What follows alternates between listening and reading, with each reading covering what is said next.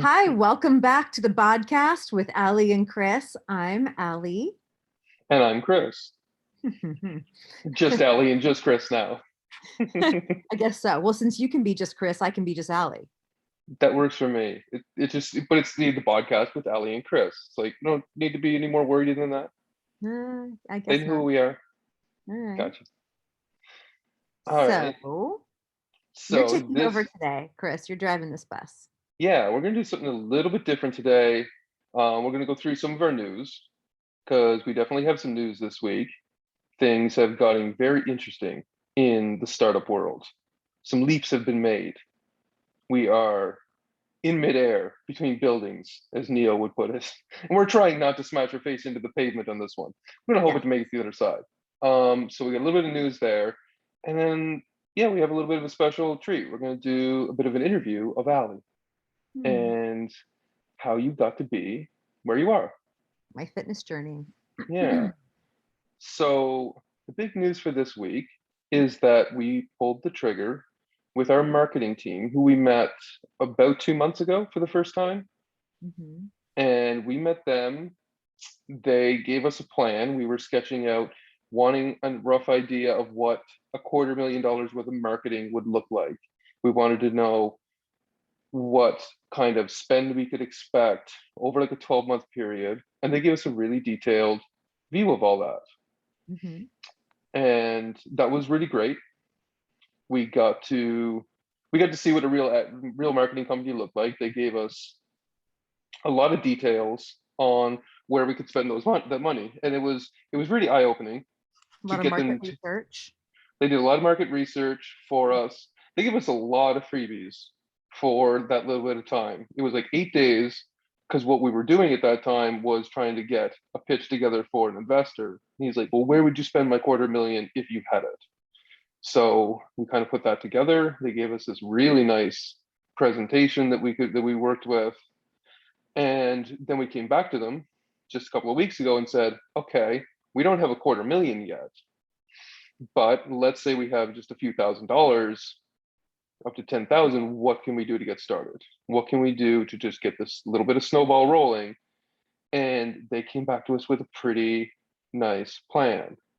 It's nice on two fronts that I saw. One was it looks really great. It looks like it's very small, it's very tight.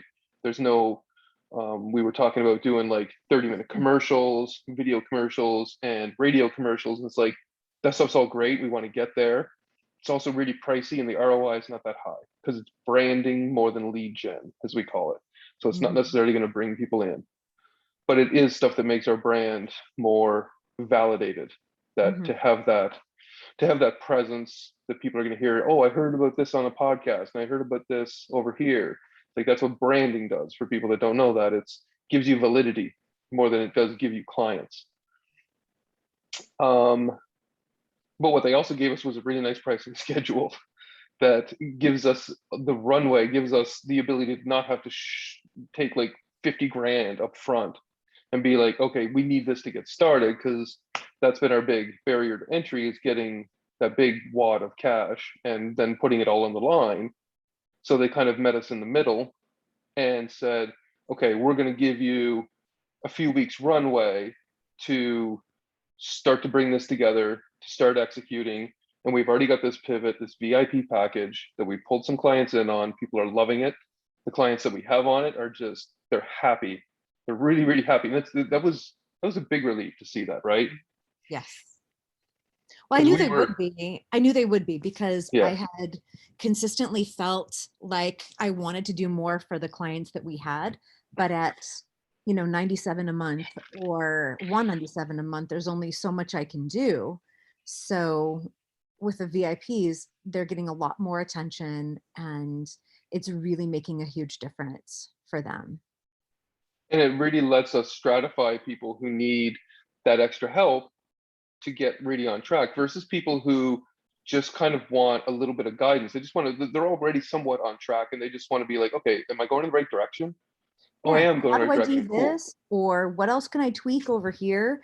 So they're already getting me in that way. But for the Yeah. VIPs, to be able to take them from 0 to 60 that's what that's designed for. It's not Right. designed for a slow burn. It's not designed for trial and error. It is, Let's get you want ramped to up. get here? We're going to do this now. 3 months transformation. Here we go. Right. And it's really Mindset good. transformation and diet transformation. It's hitting all of those, gut health, really Mhm. hitting all the big tickets home. So we made that pivot. And then, so we took that to him and he's just like, cool, let's start pumping that into a landing page and getting what we call the funnel, getting our pipeline of He got the advertising and point marketing of up. bootstrapping it, which I loved. Yeah. So Yeah, that was our he didn't big try to news. present a bunch of stuff that was like, well, we can't do that yet. Yeah. Yeah. It was nice that he slimmed it down. What felt good about it was like, okay, they understand us.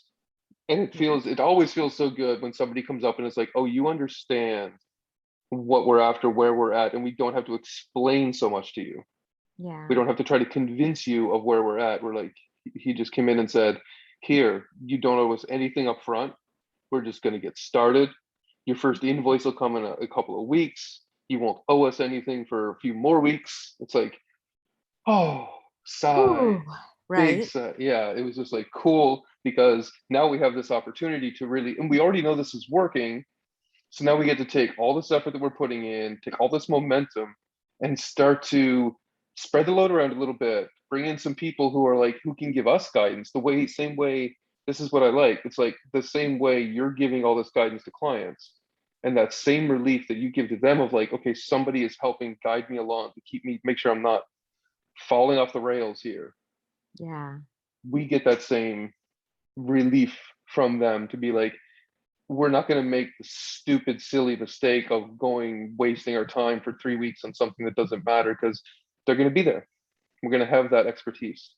And They they're know it watching it works. every day. And we already tried our hand at doing what they do and Oh, the got nowhere. ads.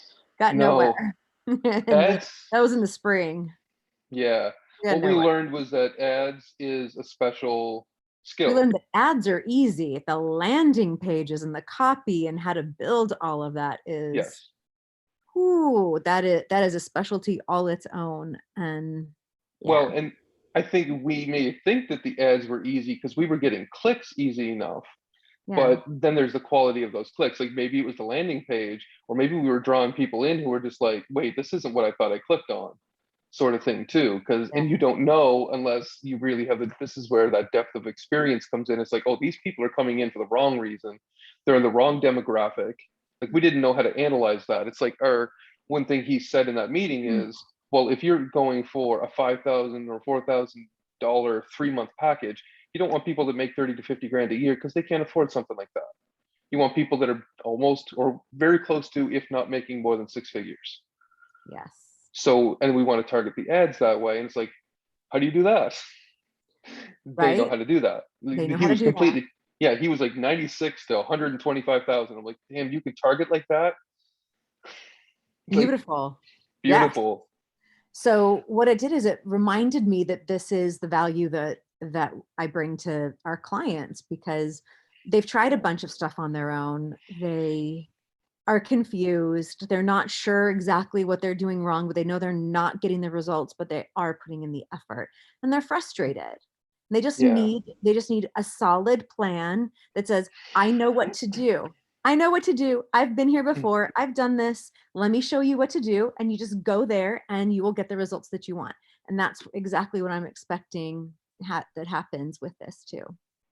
Right. And going back to earlier in the week, because this meeting was just on Thursday, like 2 days ago, Yeah. leading up to this meeting, there was this, I felt things anxious. I felt some anxiety from you over the whole thing of like, are we even going to be able to do this? Are we ever going to have the cash for this? Is he going to want 20 grand up front? Is it going to be all of this? And then there's, okay, let's say we do have to put 5 grand on the line. It's like, that's kind of all we have. And it's like that tension of, you're really jumping out. This is going out on the limb. This is it starts to feel like we're putting it all on the line.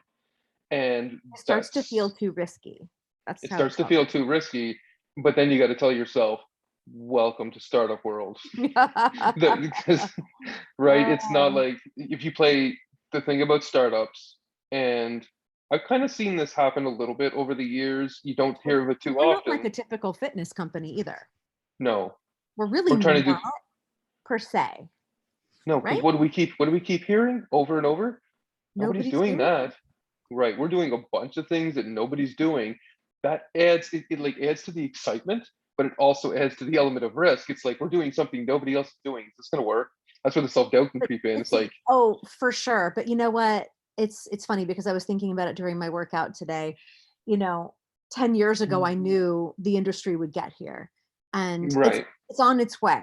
What the industry Yeah. has done as their answer to remote personal training is Zoom calls with clients. That's And about as apps far as they've gone, and that's for the big gyms that have resources. that can afford it.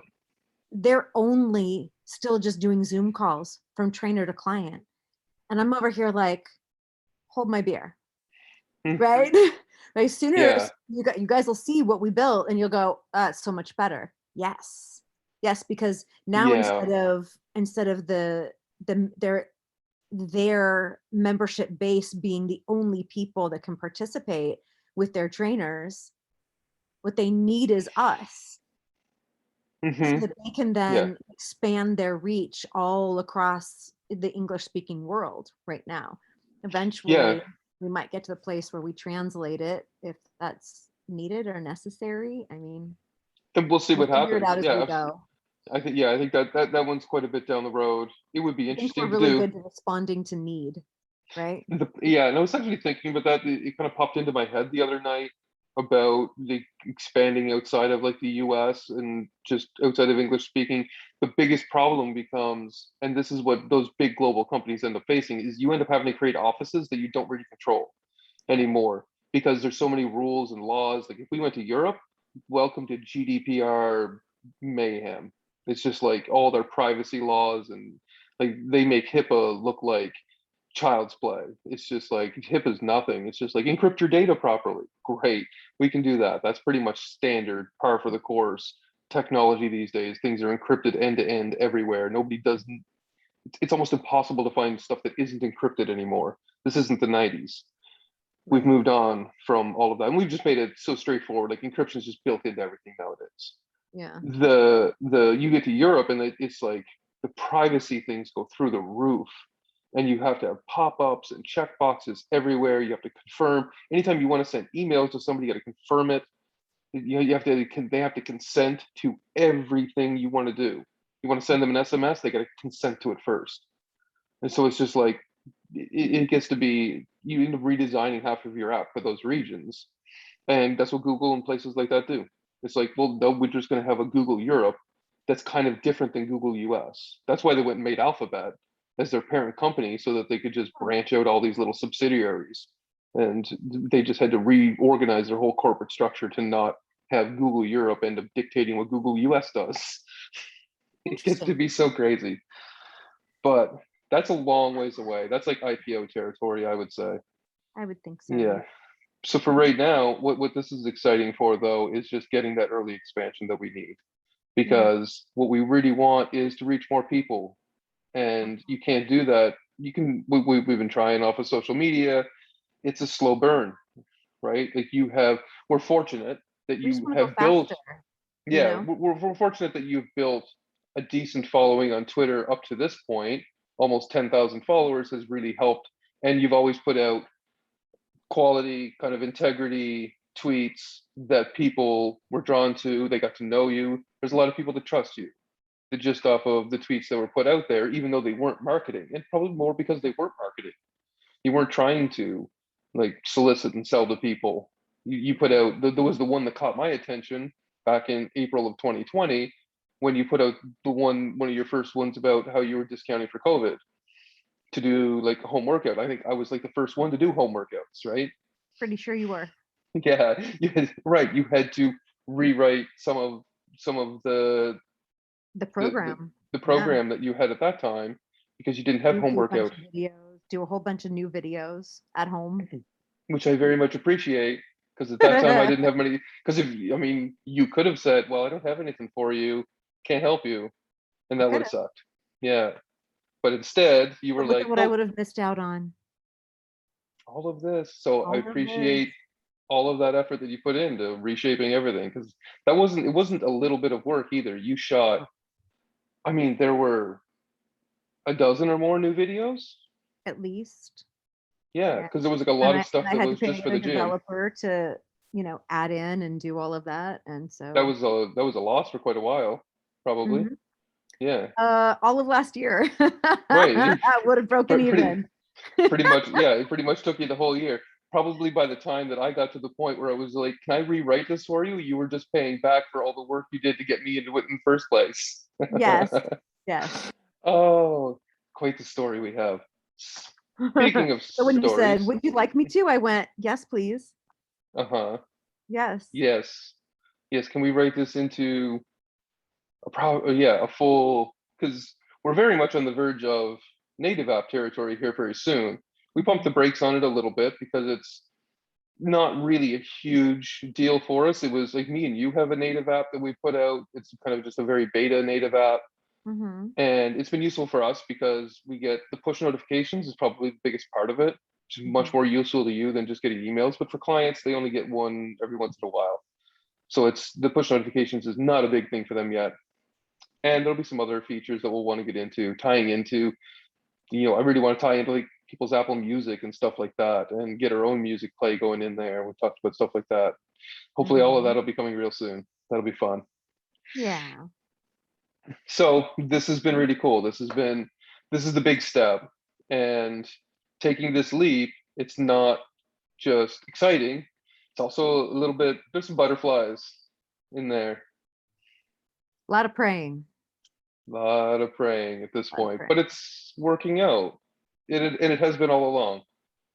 Yeah. So Yeah. I think every time, it feels like every time that we've needed something to come through for us, when we've kind of hit that wall of like, okay, it feels like we're running out of runway here and we're about to fall off, either somebody comes along to rescue a little bit and just like make the runway a little longer, or this time this isn't making the runway longer, this is getting us off the ground. this That's true. is this is yeah, this is going to get us up into a place where we can start reinvesting, so we can have, up until now, just the amount to reinvest wasn't really there. We were kind of just paying for our expenses to keep everything running and having a little bit to do more work. We were paying like a UI person to do a little bit of extra work, but that doesn't really get us revenue up. That just makes it look, you know, it makes it look like a real app. It makes it look, um, makes it a bit more usable, user friendly, and stuff like that. But yeah, this is really going to help us spin that ROI that we want to get going, Yeah. get some more of these clients, and yeah, this is where it gets fun, Yeah. where it gets exciting. So today you're interviewing me. Yeah, right. So we wanted to do kind of a deep dive on your fitness journey, on how all of this got started. So let's just start right there. Where did you get started with fitness? Or do you want to even go a little bit before that? But yeah, let's go a little bit before that and say, what inspired you to get into fitness in the beginning? So it wasn't fitness that I wanted to get into. It Okay. was getting away from being teased for being for having thicker legs and thicker butt than the Mm-hmm. 80s dictated, because back then thin was in and thigh gaps were the Thigh thing, gaps, and I didn't have any of that. skinny legs, skinny jeans, all of that. Got men Skinny and women. butts, Yeah. skinny everything. All the And rock so stars had them. yeah, yeah, well, they had heroin to help. I was, Yeah. a child in elementary school. I was like 4th or 5th grade, so, Right. around 10, and just getting teased a lot for it. And so all I wanted Mm, was to get away from the pain of that. right. It felt like I was unlovable unless I was pretty enough. There was a lot of that in that era too. There was a lot of, the magazines pushed that, the media really started pushing that, and that I have created a a lot lot of those feelings. Yeah, I have a lot of respect for Kim Kardashian and her big booty, because it started Right? to shift the attention away from being thin and toward being feminine, Healthy at healthy. least. Yeah. Yeah, and all the thin models of the 80s were just thin. The Kate Moss, just your hanger and you're just holding clothes up kind of thing. Right. But there was no real femininity to any of the women, any of the models. Now, mind you, the swimsuit models, the Christy Brinkley's and the Kathy Irelands, no, I'm not talking about them. They were the exception to that like runway model rule, but they were still very thin. Right. They were the supermodels, or they were like the top tier supermodels. Yeah, they had curves, but they were still very thin. If you look back at them today, you go, yeah, they're just thin girls, right? But they were the healthier looking of the bunch. Anyway, so it really wasn't that I was moving toward fitness. I was moving away from a pain. And so my mom put me in drill team, which was a dance team. It was competitive. We had weekend competitions and we performed at parades and all of that. And I started doing that in, I think it was 5th grade. So then I tried out for the junior high team and got on the team. And so I did that all through junior high. And great exercise. That's like the 90s at this point, just getting into the 90s. No, junior high is still in the 80s. Okay, that's right. Yeah. Okay. And so I had all this experience, so I tried out for the high school team. Now it's 1990. Right. And I got on the team and made the team. And that team was very competitive, and it was all year round. We performed at halftime shows for football. We did all the parades because it was also part of the band. So we did all the parades on the weekends. We performed at Disneyland and competed for a spot at the Rose Parade. Our band wasn't big enough. You had to have 100-person band or bigger to be able to go into the Rose Parade, but we still, we still went to the competitions and would have made it. We had the chops. The band was good. The teams were good. We won first place and everything. And then in the springtime, we did court competitions, meaning we were on a basketball court and we had, and it was just us, and we had our own music and completely different moves. And, so we were practicing every day for 2 hours and 3.5 on Tuesday. And then we had our performances on the weekends. A lot of exercise, so much that I didn't even know how much exercise I was doing. And it didn't even matter because I was having fun. And so when that's the best exercise to get. Completely. Right. Yeah. You learn to enjoy it. Yeah. And I was fit and thin and small, and it felt good. And I could eat whatever I wanted because I was doing so much. Yeah. I remember in high school I was eating remember those like Hostess cherry pies that you could get out of a vending machine? Oh yeah. Dr. Pepper, Hostess cherry pie, and Doritos. Those were my lunches freshman year. That sounds like very typical college food. Well, it was high school. Yeah, high school, college. I mean, the diet doesn't change much between the two for a lot of kids. No. And maybe just upgrades to pizza. Yeah, right. Well, I didn't want to stand in line with a bunch of other kids because lunchtime was limited. So I just wanted to go to the vending machine, get some food, and go sit down and eat it. Yeah. So fast forward a couple of years to junior year of high school, and I moved out of my mom's house and into my dad's. Well, they didn't have a drill team or anything like that. So you moved to a different place at this point? I moved to a different city, a different school, a different everything, a whole different life. And I didn't want to get fat again. At least I didn't want to feel like I was fat. You didn't want to feel that pain again. Yeah, I didn't want to feel that pain again. So I hit the gym. Sometimes pain is not a bad thing. It's definitely an impressive motivator. It is, absolutely. And my son just experienced that in the last week. As a matter of fact, some kids at school were teasing him because he couldn't do a curve shot with a soccer ball. Right. So what did he do? He went and he said, got a soccer ball. Can we redeem some recycling? Because I want to go get a soccer ball because I want to practice curve shots. I love that. Okay. And I didn't even know why until later on, until after he'd already gotten the ball, and he was out there for an hour just practicing, banging up against the garage door, shot after shot after shot, working at it. And then he came in, and after the day was done and, showers were had and snuggling up on the couch, and he's watching videos on YouTube about how to do a curve shot. I was like, Yeah. that's really cool. So yeah, And sometimes getting teased is a really strong motivator and a really good thing. what I love about that is that part of, he didn't come ask you for money for the soccer ball, that No. he's like, I want to go out and redeem some recycling. So like previously, earlier in the summer, he was going around and collecting recycling from all the complex that you're in. People just throw all their bottles out. They don't bother with the 5-10 cent recycling. And he was going out and collecting as many of them as he could, had bags of it. And Your he, and he, garage and he was just found out that piling up with I bags of know, it. and he found out that that there are recycling bins. Yeah, and he could go rate them.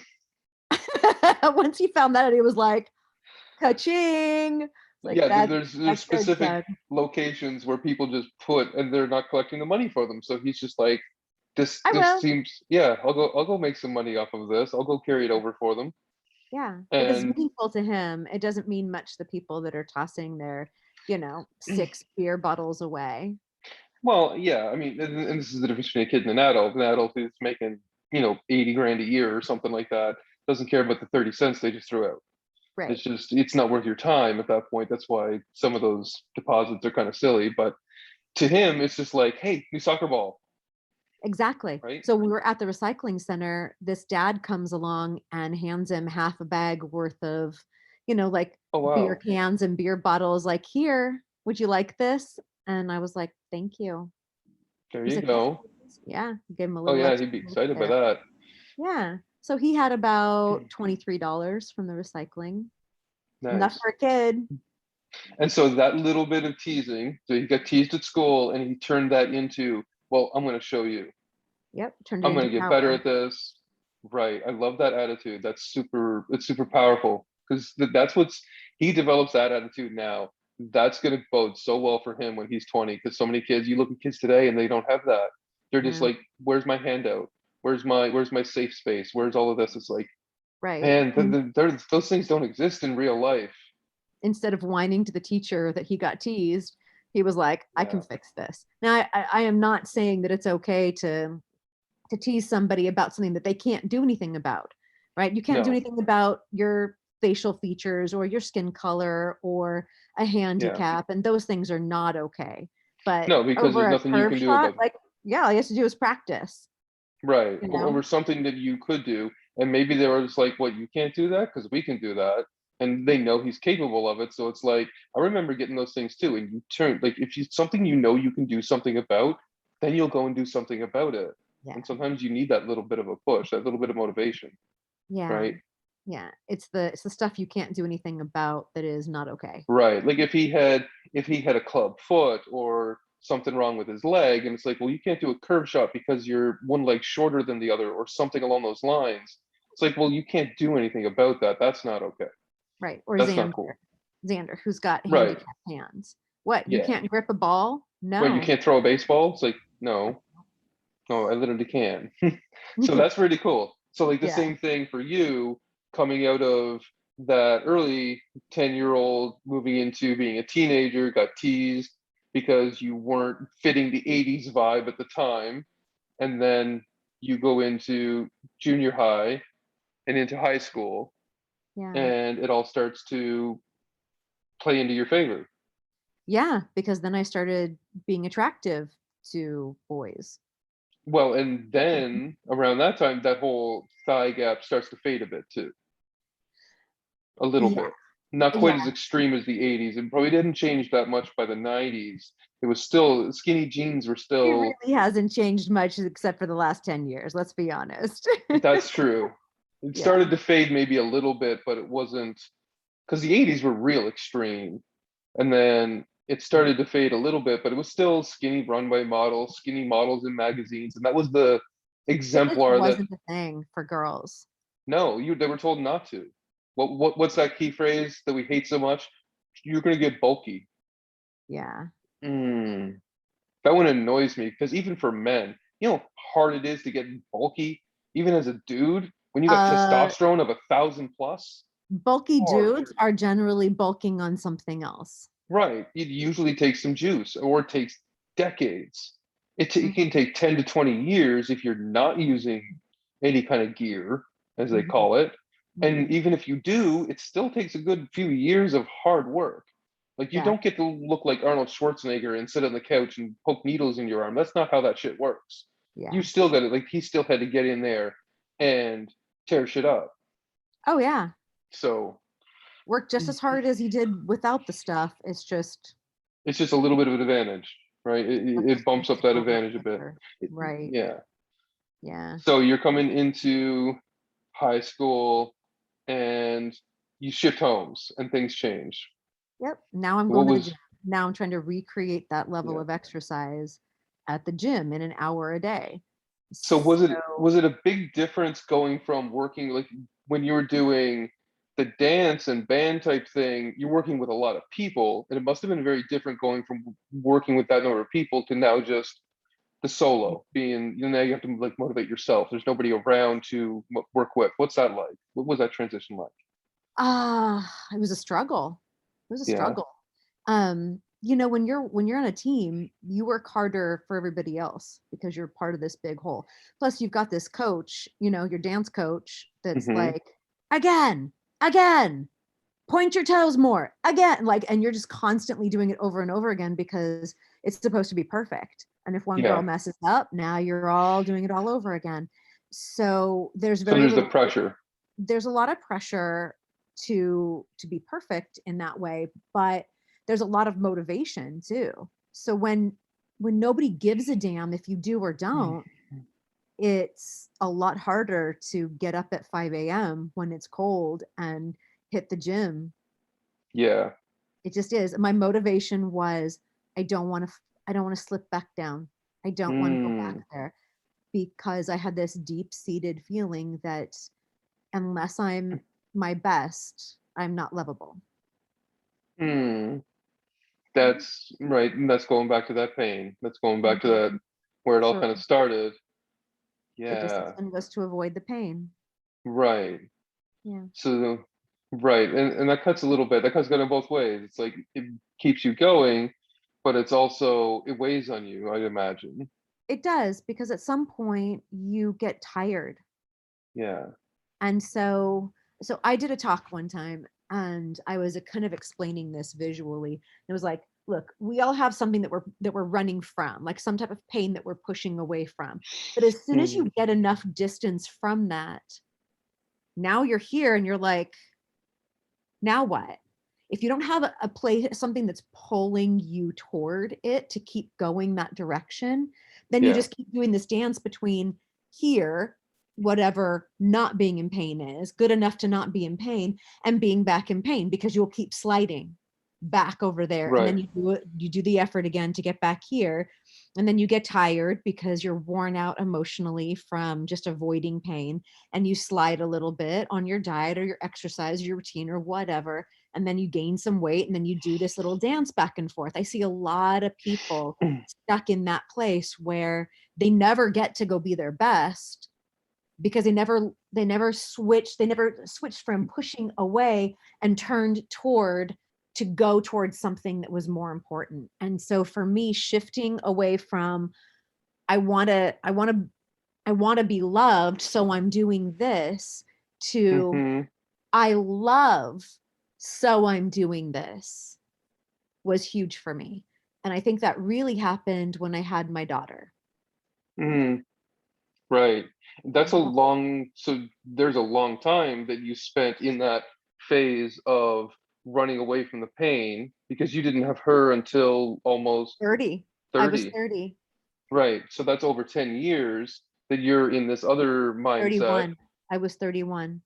Right. So we're talking like late high school, like 12 to 13 years of being in this mindset of I'm just running away from the pain, and the getting away from that gets hard to keep the motivation, but slipping towards it feels like you're not loved.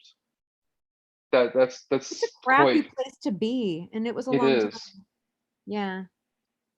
was a long time. But once I had her, I could shift it from I I want to be, I just don't want to be there anymore, to I want to be the best I can be for her. My love for Hmm. her pulled me, and She that's gave you when, something to look forward yeah, to be the she gave me example for, somebody to aspire to be for her benefit. a role model for her. Yes. So instead of just wanting to be thin enough to be loved, it was, I want to be the best I can be so that she knows what she can do. And it's Yeah, worked out really well. right. So let's go back to, so we get through high school, you're starting into the gym, you're getting that rhythm of, you're working alone, you're finding that motivation, mostly running from the old pain, but Fighting the demons. Yes. fighting the demons, and then Yeah. you get into Trying not to get college. an eating disorder in the process when I was Right. in college. I'm Yeah. pretty sure I was pretty close to being diagnosed with one, but I think I Hmm. avoided it in time, you know. It didn't develop. Yeah. I I was starting to develop disordered patterns of eating. In what way? Just What was it about what you were doing? um there were times that I had very, very strict diets. Hmm. Like when I was training for Miss Fitness, I would eat like less than 10 grams of fat a day, no Wow. carbohydrates, almost Oh no wow. vegetables. And you can only eat so much canned tuna without mayonnaise before you want to like just not Oh. eat anymore. Yeah, canned tuna does not taste appetizing at all in the first place, and with no flavor added, like salt only goes so far. Yeah, I had some fat-free mayonnaise, Yeah. Oh, which, yummy. right? Yeah. That sounds appetizing. And all I could do was think about the food I couldn't eat. Like it was very distracting. Right. And so that was one form. Then there was a supplement that came out that was a chitosan. It was a like ground up chitin from shellfish, and the Hmm. whole marketing thing with that was it'll absorb the fat that you eat so that it doesn't go into your body. So I would like pound handfuls of that just to have a normal meal. Oh my goodness. Yeah, That's where I we was start to get into that. That starts to sound really like eating disorder. it, Yeah. it's getting very close. I wasn't Yeah. anorexic because I never got No. small enough, but it's a form of non-purging bulimia. Right. So usually what happens is people go from one extreme, the pendulum swings over here, and Hmm. I spent probably the better part of my 20s just trying to sidestep very slowly, just Just rechanging how I think, changing my mindset, changing my identity so that I could land in the middle and not have the extreme of gaining a bunch of weight and then bouncing back and forth and having depression and all of the stuff that goes along with any of it. And by the way, there was no studies on gut health back then either. oh, absolutely not. That's a very new thing. And Yeah. I think that if I'd had some of that, I would have found a lot of relief a lot sooner. You Because I would had have horrible realized that you don't acne have to, too. I had right. horrible You seasonal acne. and you probably would have realized that you don't have to put yourself through a lot of what you were putting yourself through to get the Yeah. results that you were looking for. There's a lot of that science has changed too. Yeah. Like people have learned how to slim down healthier. They do it without completely destroying themselves. Without fen. There's without right. Yeah, there's I know a term that I've heard thrown around in bodybuilder type communities today is all this reverse dieting and things like that to get back to a normal metabolism after slimming down for a show to kind of build metabolism back up healthily so you don't yo-yo and all of that. Yeah. So you're not getting eating disorders out of it.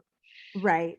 Right. How to So control that's the what I had water to do. I better and had all to that. kind of like reverse diet, but I was figuring it all out by myself Yeah, because a because lot it of that wasn't a didn't exist back concept of then. that. I know. I know. So when No. I say I've seen it all, I've been through it all, like good. Yeah. I want to see a client come to me and tell me and throw me a curveball. Yeah, it has to be seen yet. So far, so good. So Yeah. far, my track record is 100% fine. Right. We're solid. Right. So going back to college, so you're doing a lot of these competitions, and then you're also developing your own. This is where you start to get into coaching a bit too, right? In Where you're college? doing, yeah, where you started doing No, some it's where training, I created the first group exercise weight training class. right? Yeah, I wasn't Yeah, coaching. I was just personal training and right. teaching That's group what I mean. Yeah, exercise. Oh, well, yeah, we didn't call it coaching back then. A coach was somebody who helped us, a team at their sport. It was right. not a thing. That whole like life coach and all that stuff came well after I got my master's. And So- I literally, like, these life coaches would approach me, I can help you. And I'm going, what credentials do you have? Oh, I have a certification. I was like, I have a master's. right, Why don't you go get one of those and then we'll compare notes about right. coaching, please? Yeah, isn't this supposed to be like, I'm more your life coach here? I think I have the understanding of I psychology have better. education, training, experience, a little bit. Yeah, Mm-hmm. it's been kind of funny to me. And so because there was no certification body, and to my knowledge there still isn't an education track for coaching, but there at least are certifications for personal training. Right. So this is where your personal training career starts, Yeah, well, is it around started, college. yeah, in 19 at 19. Yeah. That's really young. I know. I only did it to literally because I didn't want to wait tables in college. I thought it would make more money if I'm going to be in the gym anyway. I may as well make Seemed money like doing it. seemed logical at the time. Like, wouldn't this make a lot of sense? You're already in the gym or you're already exercising. You might as well get paid, teach a class. And Starts to so, sound like a calling. yeah, I literally had no plans for it being a career. It was, let me get through college, let me get through my master's, and then I just went. And because I wasn't sure what I was going to do, I'd gotten licensed in financial advising. I was registered representative, life agent, all that. There weren't very many people that had all three licenses at the time. And but I was disenchanted with the financial industry, as you can imagine. Yeah, And because this is so, like 2001-ish era. right. So I stayed personal training for a while, and Yeah. I was number one trainer, and it was really fun. It just, you can only go so far on $30 an hour. So Right. I had to do something where I could make more money, but I still loved it. Really Hmm. loved it. Yeah. And then I got married, and my daughter came along, and my Is that when things motivation changed. shifted much? Yeah. So you were doing a lot of the personal training. Was doing the personal training also playing into that running away from the pain part of it? No, actually, it was, let me help you. Let me help you not make the Okay. same mistakes that I did. Let me show you the way. Right. It was really more of a shepherding type of Okay. calling than because training, I wasn't the one doing the exercise. Right. I was the one helping them. Yeah. Okay. So that's where that side of you that loves to help people started to come out and shine. Was there much of that of you? Did you do things like that in high school? Like before college? Were you ever in a position where you were like helping other people with like their struggles or Not with fitness. yeah. Not with fitness. When I was younger, my mom would, while she was going through some tough times at work and in her marriage, she would, kind of confide in me, and we'd sit in the jacuzzi and I'd rub her shoulders, and she'd kind of ask my advice about things, and I would And give how old her were you? 9, 10. Yeah. And I bet you but those were cool conversations it was for a pretty from a it was 10-year-old's actionable perspective. advice. She took it and she was happier for it, which is amazing. So but I remember back then she's like, you should be a psychophysiotherapist. And I was like, what's that? I'm not even sure there was anything like that. She was just like, it needs to be something Right. psychology and something physical at the same time. I went, Well, okay. there's a seed getting planted, I know, right? right? Because like not only do you end up going to college to be a personal trainer, which is the physical side of it, but then you end up, so initially Well, I you went go to to, college to be a doctor. I yeah, was you started out pre-med. pre-med, Yeah. Yeah. and then there was also another pivot that you almost made to go to law school, Yes, I got into law school. And at right? the very last minute, I decided to go and get a master's in counseling psychology. It just seemed like it was going to be more useful. Right. No offense to anybody who's a lawyer. It wasn't until my custody battles, my concurrent custody battles, that I thought, Hmm. man, this would have been a really good time to have had that law degree, Alli. Right? I don't know that No that was shit, the right? right decision. Yeah, Uh-huh. but I still Was think there anything that you remember that was significant in that pivot from away from law school towards the psych masters? significant in what way? What do you mean? Something that like triggered you off in one direction or the other, or was it just kind of, it just didn't seem valuable to go to law Well, school? so what I wanted to do with a law degree was be a children's rights attorney, Right. and they don't make very much money at all, like not enough to pay off the student loans. And so that seemed Yeah. like a poor business decision. And yet I knew I had I knew I had a natural gift with counseling already. Uh-huh. And that seemed like, well, let's just go sharpen that blade some more and get really Hmm. good at it. And and I was Get some right. training. It was the right call, because I went from being a good trainer to being a great trainer. I During my program, I went to I became the number one trainer in the club 3 years straight. That makes sense because you're dealing with a lot of people who, there's going to be people who are self-motivated, but then you're going to have a lot of people who aren't. Those people who are self-motivated, they're like the tip of the iceberg. But then there's all the people who aren't, and being able to understand where they're coming from, use that training, and being able to empathize with them. Absolutely, I can see that. It created a stronger ability to build a connection Yeah. and really get into their world and really understand what was holding them back. And then we could talk around that, or at least I could talk to it while they were panting. So they had to Uh-huh. listen to me. They had no choice. They had no choice. It's like you're so yeah. So that's an interesting angle. It's like you physically take them out of breath so that they have to listen to you psychologize them a bit and help them out in the process. And ask them questions. At the same time, they're getting a Yeah. dopamine dump. So Right. And then they feel good about it.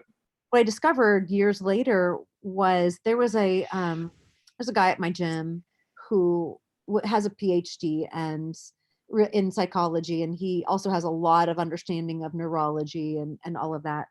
And Hmm. I was asking him about PTSD, and you know, what if I was theorizing, what if we did the EMDR therapy for PTSD while we're walking or on a treadmill? Wouldn't that help get through that, like heal that trauma faster? To get a And little bit of, he stopped for a moment and he was like, yeah, it really would. And here's get some why. blood And flow. and then he started no, and then he started No. rattling off why. He said, because when you go into the trauma, when you're talking through the trauma to try to heal it, it causes this cascade of hormones and proteins that your body produces that just like sinks you into it deeper and deeper and deeper. And it's really hard to pull out of it. But Hmm. if you do it while you're forcing your body to dopamine dump, it allows you to be able to pull out of it. And then he said, and then a low carb diet along with it will Hmm. help support that. And I was like, I knew I was onto something. Right. Yeah. And I could speak to that from my personal experience working with you last year. That was something early on that you had me do, was make sure I go for, and I had been doing this before on my own a little bit, not knowing this is the effect it was having, but to go for that walk every morning. And I would go for a fairly long walk. It was a good hour. I would walk a half an hour out onto a trail, turn around and come back. Hmm. And what I would notice from that, some mornings I'd be completely fine, but some mornings I'd wake up and something, it would be some level of anxiety. Something would have happened the day before, or something's about to happen. I'm anxious about the future. And, when you're anxious, your emotions can go into all kinds of weird places. They can start Yes. inventing, truths that don't exist. You Right. start thinking you start getting paranoid. You start thinking like, oh, maybe this person doesn't really care about me. Maybe they're plotting against me. You just go into really weird territories that don't make sense logically, because the history doesn't support it or anything like that. But you start ignoring some of that stuff when that anxiety builds up too much. So I Yeah. would go for those walks, and I would feel it all the way out, and just walk and walk and walk and walk. And it would build up a little bit, and I'd go into it, and I'd be, get halfway through and turn around, and it started to feel like what I would do is I would bring that anxiety out onto the trail and then Leave it dump it on there. the way back. It was just like, I'm going to leave this out here, and on the way back I would start to feel better and better and better. And it was kind of Right. like that time frame was almost perfect. And if it was a really anxious morning, I'd just walk a little bit longer. And every time you needed to deal with something big, like the homework that I was giving you, Hmm. go walk. Yeah, I'd go Go for like walk, almost a stop 2 hour and walk. journal.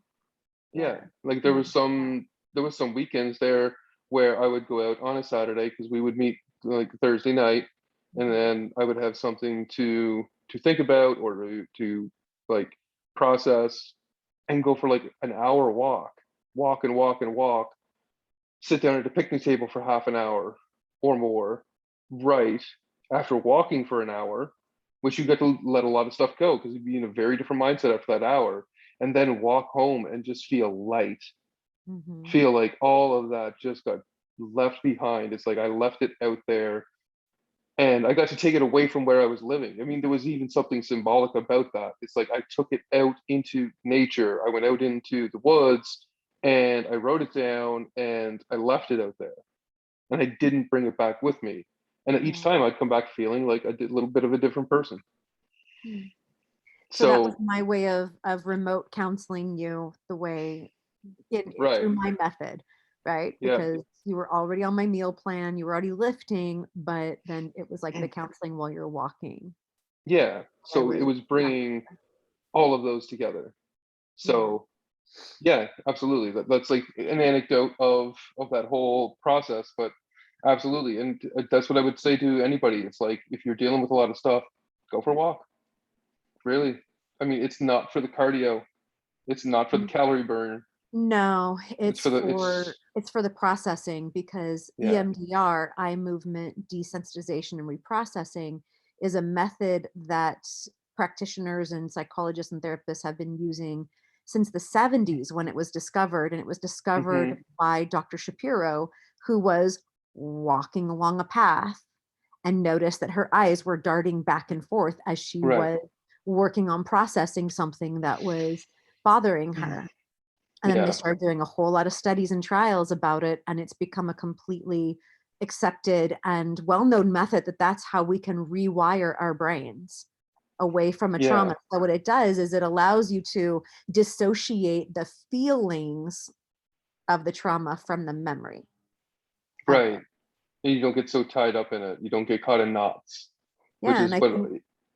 I think it's one of the reasons, well, it doesn't, you don't go into that downward spiral nearly as quickly. And I think it's one of the reasons why I was able to heal from my trauma from 2018 Hmm. as well as I did and as quickly as I did, because I already knew what to do. Yeah. And I could do it to myself every single day. I didn't have to wait for a therapy session, Hmm. you know? Yeah. You just go out and go for a walk, go for a run. Go start Yeah. working on it. Yeah. Just start working on it. So Yeah. from that time period, so you're going through college. This is where your personal training starts. You're trainer of the year, and you I get was a in therapy psychology of the year degree. too.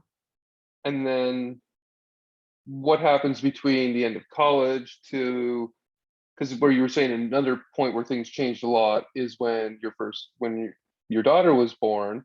So what happens between getting the master's degree and your daughter being born? There's a good few years in there, right? Yeah. Oh, I started a financial planning business.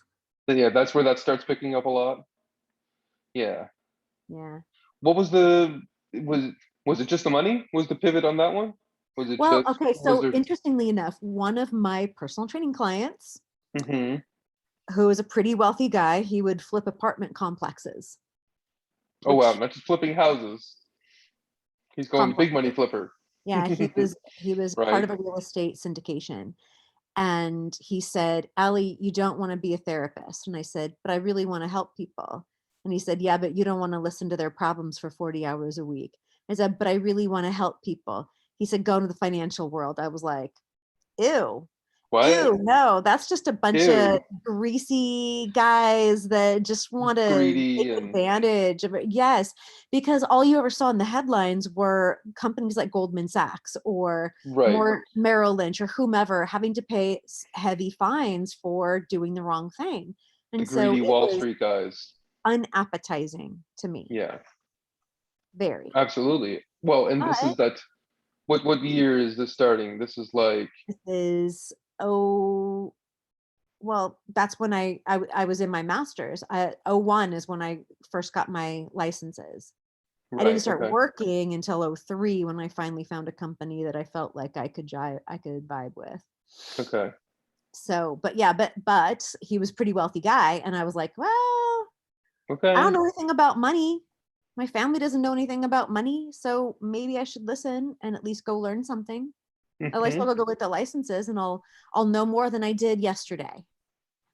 Boy, did I. So I learned a lot Oh, about business and marketing and finance and financial planning and budgets and all the different ways people sabotage themselves financially.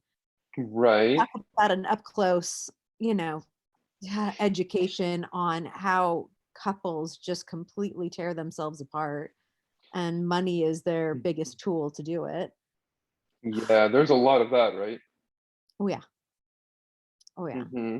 Anyway. So this is a whole crash course in the real world of money, not the sort of make believe version that gets pumped into the media all the time.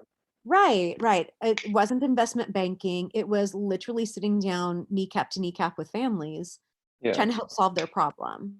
Right. And I happen to be very good at problem solving. So Hmm. I can attest to that. I would literally find, so if a client came to me with an issue that I hadn't heard before, I just thought about it for a minute and I'd come up with some pretty sophisticated tax strategies that I ran by a CPA and they were like, that's you came up with that on your own? I was like, yeah. They're like, that's pretty that's a solid strategy. We absolutely teach it. I just didn't think anybody but a CPA student would know this stuff. And I went, I don't know, it just made sense to me. They were like, Hmm. okay. Who are you? So yeah, who are you again? Just some chick. Anyway. Hmm. So Just a that was chick trying to fun. help some people. Yes. So Hmm. that was fun for a while. And but I, had that calling of so my daughter, fast forward to my daughter being 2, right? Okay. And I hated how much time I had to work to take care of the family. And I just wanted a way to be able to spend more time with her and yet still make income. And I was like, well, okay, God, what do I have to do? What do I Hmm. do? Because this is unsustainable. Working 12 to 14 hours a day is unsustainable and it's It's a making me lot. sad. It's a lot and it's making me sad. And I didn't have her to not be a mom. I had her because I wanted to be a mom.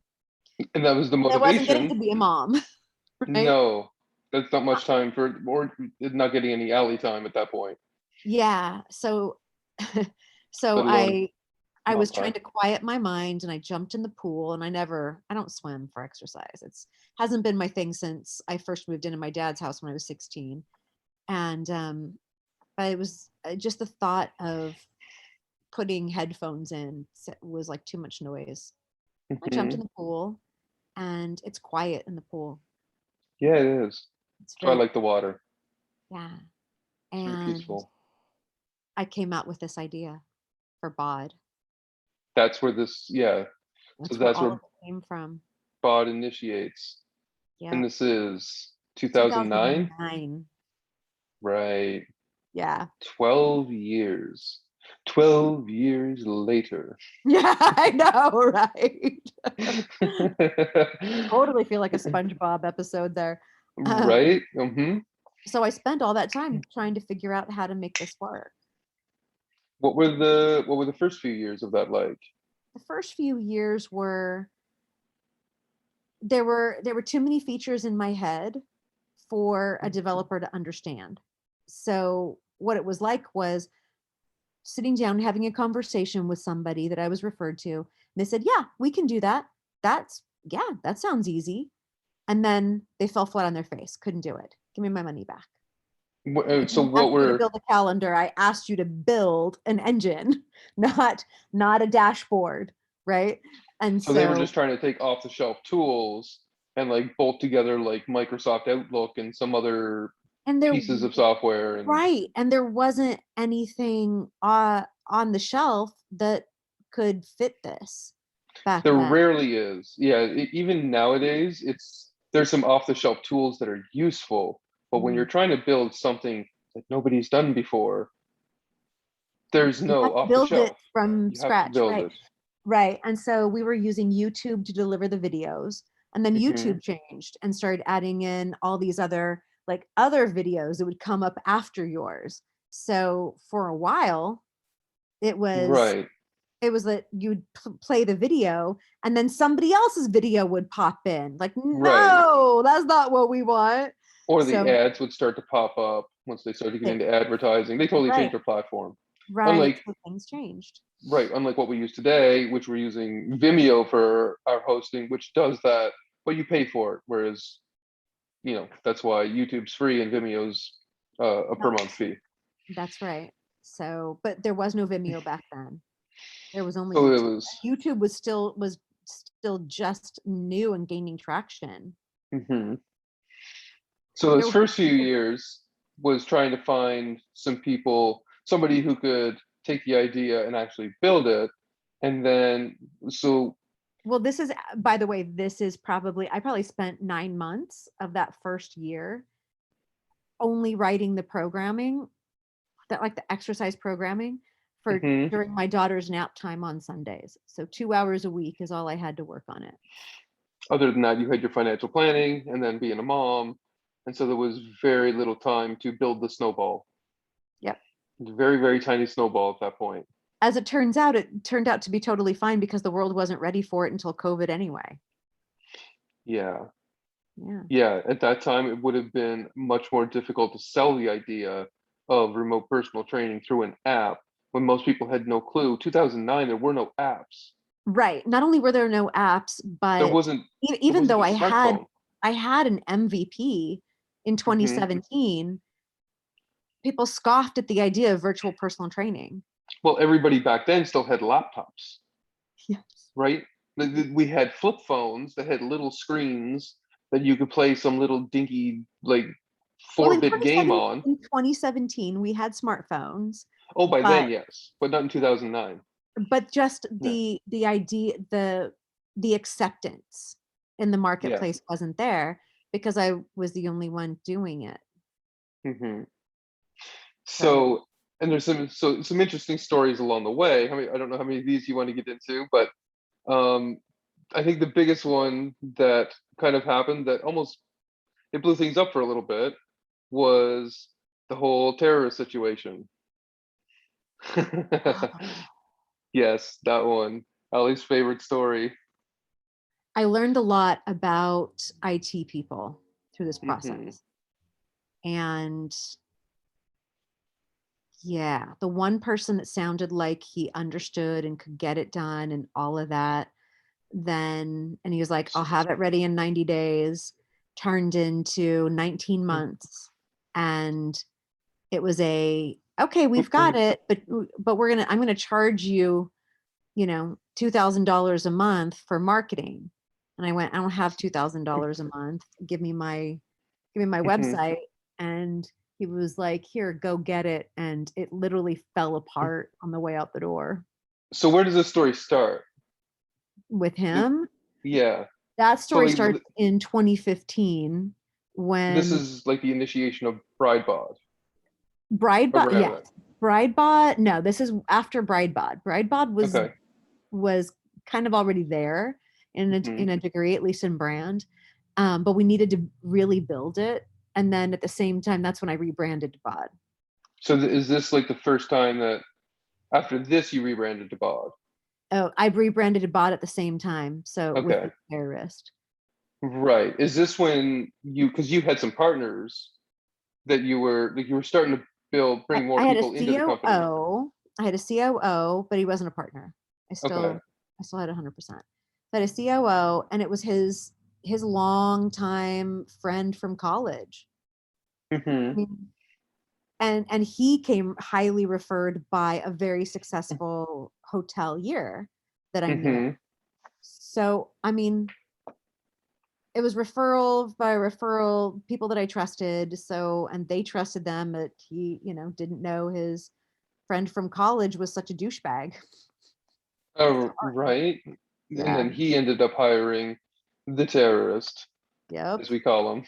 We call him the terrorist because he was like, screw you, and like broke it on the way out the door, but he still didn't build it right because I knew that he didn't because I built, I kind of didn't give all the information because I knew that as somebody was building it, they would need my input. They would need me to look over things and check it and make sure that they were doing it right.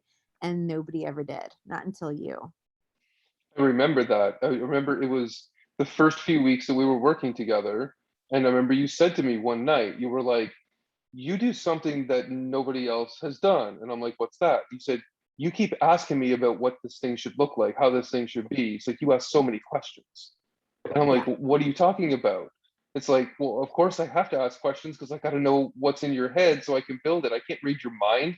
And you're just like, nobody Thank did you. that before.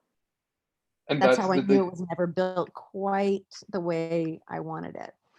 and there's no way you could. I mean, even I have interest in fitness and nutrition. I have some of my own story around it, but I don't have your knowledge of it. And that's a lot of what we're trying to do. So it blew my mind that some knucklehead who does not have probably any fitness experience is going to build a fitness app without asking questions. Yeah, there's red flags all over that.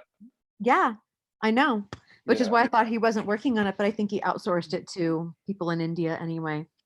Yeah. Because I got these weird WhatsApp messages going, "Hi, I've been working on your project. I can do it cheaper for you." And I was like, "The Who are hell?" you? Yeah, I was very specific. Do not send this overseas. Right. Anyway, so So that's that. Anyway, that was one of the big swerves in the road. And yeah, so then you just kept plodding forward, I kept kept plodding trying to. forward. I So am then you very switched to stubborn or very inspired, persistent, very persistent. persistent, Yeah, tenacious. tenacious. I like that word. It Tenacious is fits you. probably more accurate. Tenacious fits you Well, my middle very much. initial is T. It just Hmm. doesn't stand for tenacious, although it could, I guess. Alli, tenacious Covington. I like it. The tenacious one. It works. Stubborn. So then we get through. That's like 2015 to 2017-ish era. Hmm. And then, So so after, what's, go ahead. go ahead. I was No, just I gonna say, said, what's between 2017 and 2019? I had an MVP, right? I had to Yeah, hire somebody else to rebuild it this is right. This is the MVP, the that you WordPress participated in, implementation. that I Yeah, launched in COVID. Yeah. And this and was the one we found it out was it was. good. It I mean, was. it was good. I mean, Yeah, I had trouble getting clients off of it and onto what you were building. Remember? right. Yeah, there were a They couple of liked it. clients who were like, I don't want to switch to the new one. And it's like you haven't even tried the new one yet. I know. One of the clients, she was one of the first ones during COVID, and Hmm. she's an engineer, and she was like, "But I really like being able to tell it. It was too easy or too hard." And I was like, "I know. I know. Just I'd really love your feedback. Could you just give it a try, please?" And And then she they did it. started to use it, Yeah, everybody started to use it. and then they Some didn't switch back. reluctantly, some were like, "Sure, no problem." Yeah. Nobody has ever said a thing about they miss the old system. No, and it was No. really nice to be able to shut that down and be like, that was never supposed to be built into a website. It was always supposed to have an algorithm and an engine and things that moved. and Yeah. nutrition I, is built in. that was another one of those early phase ones that I remember when I finally learned. I looked into the WordPress site once I got access to all of it and seen everything, and I'm like, where's the algorithm part? She kept talking because you were like, oh yeah, this algorithm, I built this algorithm, and I'm just like, it looks like a Where spread. Yeah, is I started it? looking at it and I'm like, nobody built an algorithm. They just built a spreadsheet and baked it into WordPress, and you're just like, what? I was pissed. Because we started talking initially, it was like, well, maybe we can just like upgrade this, maybe build a meal tracker and things into the new app, and maybe just like tweak the old one and just do some upgrades and try to find some balance between the two. And I'm just like, nope, nope, we got to overhaul this whole thing. And that's like mid-January. We're a couple of weeks, 2 or 3 weeks into this whole thing. And then it was just like, okay, let's just put nose to the grindstone and rip this whole thing apart and build it all anew.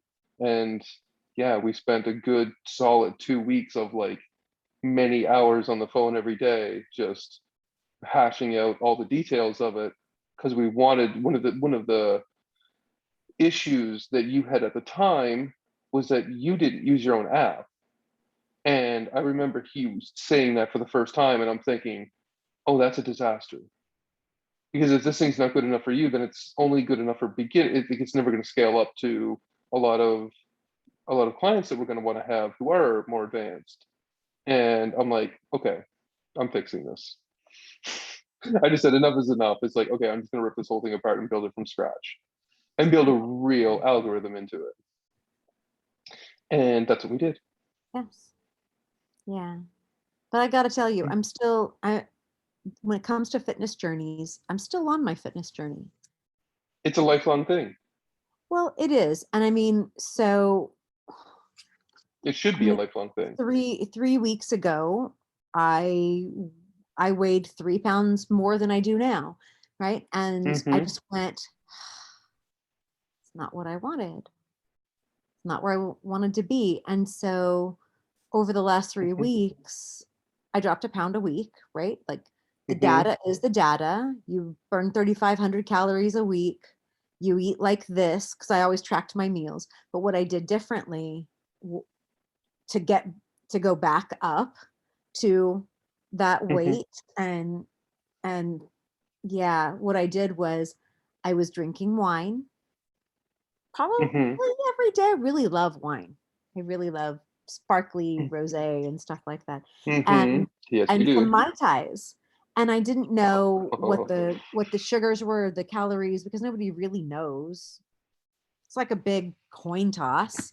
And Mm-hmm. they sugar calories like that. It wasn't the alcohol, because I've still continued to drink vodka since then, and that doesn't have any impact on weight loss. No. But it's the sugars compound. And it's not a spike in blood sugar because the alcohol keeps that down, but it's, I don't know if it's the extra calories. I don't know if it's like a 2 to 1 or 3 to 1 effect, because it wasn't like I had a lot. I wasn't drinking 2 bottles of wine a day. I certainly was not drinking 3,500 calories of wine a day, but it seems to have a compounding effect once it goes in your body. Mm-hmm. Certain types of calories, like sugars, they're not exactly the calories that they are. They are Yeah. more insidious. And so that's why, but that's also why I don't count fruit calories, because they're really not worth anything. Not when you add in the fiber and what it actually does to your body. It's like, it's not even worth counting. Body's going to have to spend more energy breaking it down than it will for whatever it is. But that's not the same with wine or, sugary things that you're drinking. Mm-hmm. And they weren't really all that sugary. Right. They were No, you don't they have were much of a they were sweet sweet tooth. enough. They were sweet enough that Yeah, it added tasted up. like dessert, and because I never eat any sugar. So Yeah. once I cut that out, I just went, I'm not going to drink it. I've had 2 cans of margarita in my refrigerator for the last month that I Mm, have not touched, right. and they're delicious. Oh, yes, they are. And I want to I drink them. know. I want them, but I will not touch them. Not Right. until, and so because I had set out this like, well, okay, I want to drop that weight again. And it's not much. Right. We're talking like what, 5 pounds, right? Yeah. But along the way, I reminded myself that I was getting all anxious and amped up about numbers. Mm-hmm. And I finally just got so tired of it that I said, forget it. I'm just going to do my best. Whatever that Mm-hmm. ends up looking like, that's what I'll end up looking like. Not going to worry about how much to drop. I'm not going to worry about what my inches are anymore or my body fat percentage.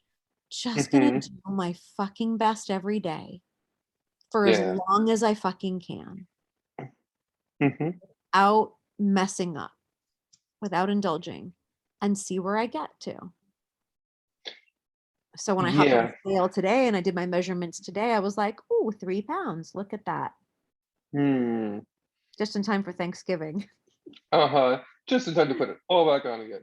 But I'm going to be more careful at Thanksgiving. It's not like I didn't Okay. have carbs. I just didn't One indulge. dinner doesn't totally throw you off, but Yeah. it's funny because I was writing some tweets earlier and I was looking at some of there's like these inspirations that come up, and one of them was from last year, and it's a post you made just before Thanksgiving saying that normally I can't eat so much, but when it comes to potatoes and gravy and turkey and stuffing, it's like my tummy turns into a black hole kind of a post. And I'm just like, uh-huh, that sounds about right. That sounds like Yeah. Thanksgiving dinner. It's like one plate becomes two very quickly at Thanksgiving. I can't Somehow. wait. And I love all the Right? leftovers. Mm-hmm. Yeah, Yeah. especially with turkey and gravy. You can keep the stuffing with the Yeah, potato. I've never been too big into stuffing. Well, my family always did this weird thing with stuffing. I didn't know it was even as weird as it was, but they put raisins in it. And like even as a kid, I was just like, this tastes awful. Why are you doing this? Why are you putting Allie's just like shaking her head, like, what is this raisin business? It's like There's putting probably marshmallows on sweet potatoes. What are you doing? that's a thing. It's a thing. They put brown sugar and marshmallows. And I'm like, never mind. Marshmallows? Keep your dessert. Keep your dessert. Right, that's what that is at that point. I mean, I'm Yeah. certain brown sugar on turnips or something like that, like mashed turnips and things like that. That's what they would do. But my family put so much sugar on everything. It was like sugar and maple syrup in the turnips to make them edible. It's like, well, why are you eating the turnips then? Why do you have to? And then all the gravy and butter on the Salt and butter potatoes. doesn't work. I I mean, guess yeah. not. I I don't don't like know. my things that are supposed to be savory to be sweet. Like I don't like honey ham. No. Okay. Nope, don't like That ham. one Like, that one I'll my go for. meats are supposed to be salty. They are not supposed to be sweet. Uh-huh. And that's what Messes with people, my that's a head. common one. Yeah. Yeah, it's either honey or people will do like teriyaki sauces. I don't like teriyaki sauces. No. Mm-mm. Can't stand it. Those are the But ones I know of that are like the common sweet ones. barbecue sauce I'll do, but like it has spices to it. It usually has spices, and some of them aren't that sweet. I like ones that aren't Right. sweet. Me I like too. ones that don't go heavy on the sugar. Maybe there's a little bit just to add to it, but the ones that I find I like the best are a bigger, they're almost like a rub. They just end up, they're just like, they're closer to what a rub is, where it's not so heavy with the sugar. Yeah. Those ones that are so sweet, you look at it, it's like, oh, a tablespoon. It's like it's half sugar. So my Thanksgiving will Mm. not include candied yams or candied sweet potatoes or I've candied anything. I've never had any of those things, and I You don't want. no, You're not that missing sounds just anything. fine. Yeah. You're not missing anything. In fact, I might not even have vegetables. Maybe I'll do some Brussels sprouts because my daughter likes them. Just But turkey. Just turkey and mashed potatoes. Here, kids, you can have the stuffing, but just it's the gravy. It's the yeah. homemade gravy from the drippings that makes Mm, everything worth it. yeah, and this was another funny thing for my family. There was two ways that gravy would be done. Either gravy, there was one, some of the family would make gravy that was just like taking the drippings, and then they didn't strain it completely, but they would just like there would be some bits and pieces to it, Mhm. and then some other family members that would just like filter it, like almost filtering it through cheesecloth damn near. And it was just And like, it's it like was, super watery. Yeah, no, my gravy is like, you could put it in a it's spoon and it lumpy. stays. That's It's like how gravy spackle. should be. It's spackle, so that like when you Yes. put it in between your slices of gravy, they stick, your slices of turkey. they Slices of stick together. gravy. Slices of When you gravy. put the gravy between your slices of Clearly, I gravy. love the gravy. Right. Right? Yeah. She's got gravy brain. Yes. So anyway, going back to fitness journeys, we'll do a Thanksgiving special, I'm sure. Oh yeah. But yeah, so that's so I too have to catch myself and coach Yes. myself and remember that this is a lifelong thing. There isn't a time frame that I have to weigh X by. I just want to do my best every single day and get back to where I was. Yeah. Everybody is susceptible to getting caught up on the results and not the process. Yeah. Because it doesn't, sometimes it feels it's not working fast enough, it's not happening quick enough. And That's the especially if, thing. That's the yeah, thing. I want to talk about that for a second because that yeah. came to me while I was during my workout today. A lot of stuff Hmm. comes to me during my workout. Sometimes all these tweets that you guys get are like, "Oh, Allie was on the step mill again." Um, Uh-huh. Yeah, you should almost assume that. yeah, so I'm looking at my calories, right? And I'm going, well, I lost a pound a week because I burned through 3,500 calories a week. I made Mhm. sure my workouts were 700 calories a piece. I was doing 5 a week. Well, now I'm doing 6 a week. I'm back to 6. And so then Mhm. those workouts can be a little bit less intense because I've got more of them. Eventually, they'll all get up to the same level of intensity, but adding in that 6th day is exponentially more tiresome than going from 4 to 5. Going from 5 to 6 is so much harder than going from 3 to 4 or 4 to 5. Right, And because you think and the about it, you're re cutting your rest days down. Mhm, and but the reason why people don't feel like they're getting results very fast is if they're not doing cardio, if their trainer or coach is just leading them through weight training and not telling them to do cardio, or sometimes I've even seen it on Twitter where they're actively marketing that you don't need to do cardio. Like, I can't Or they're burn enough, anti-cardio. yeah, I can't burn enough calories weight training no matter how intensely I do it in order Yeah. to burn that many calories to even burn a pound of fat a week. And going at a slower pace than a pound a week feels like you're making no progress. Yeah. Your perception is, I'm working this hard, but it's taking forever. Nobody wants to have their results come a year later. Mhm. They're like, I'll take 12 weeks, I'll take even 4 or 5 months, maybe even 6 months, depending on how big the progress is. But if I want to lose 5 pounds, I want to drop it fucking now, excuse my French, right? Mhm. I don't want it to You don't take want to 5 wait 6 months. months. Yeah. Right. And so what cardio does is it gives us leeway, right? So I can go off the rails for a week and gain 5 pounds knowing full well 5 weeks later it'll all be gone.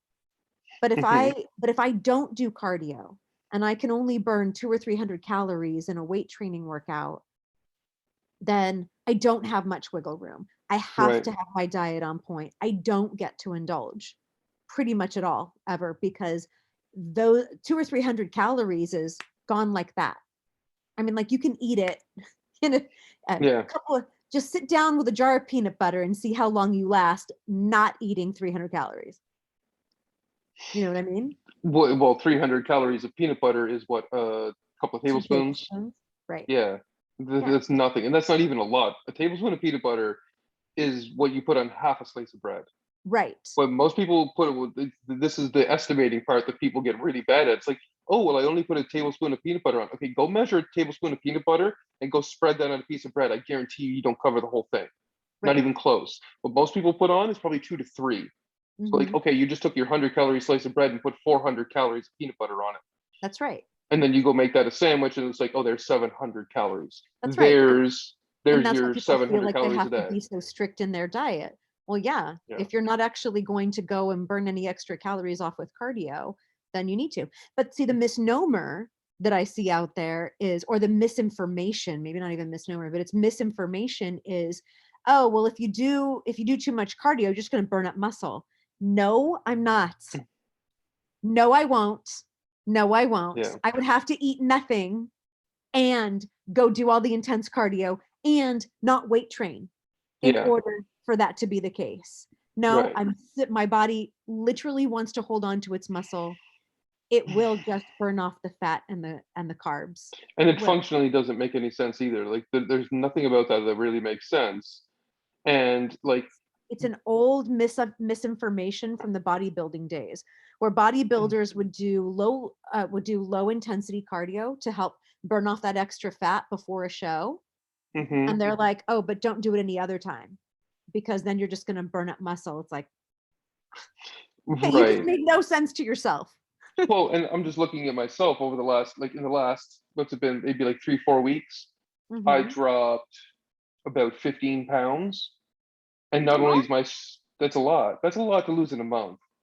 And It is. that was eating in the ballpark of 200 to 250 grams of protein a day. So it's like 800 to 1,000 calories of protein and maybe another 400 calories of extra like fats and carbs. That's almost I no love carbs. I love that you're saying this, because a few podcasts ago you were talking about how it's so easy to lose the first 75 pounds, but it gets harder and harder and harder. And then all of a sudden you just tweak your diet just a little bit and stop eating all those nuts. And all of a sudden it's just falling right off of you. Like half a It's pound a day is what you've been reporting back to me. Yeah, and I'm sure that there was some water retention at the beginning of that that would have You dropped had fairly edema quickly. pretty well. Yeah, and it probably dropped like half of that maybe was a water drop over the first couple of weeks because I noticed I went from like 262 down to like 252 within like a week and a half. And I'm like, okay, Water. there goes the water drop.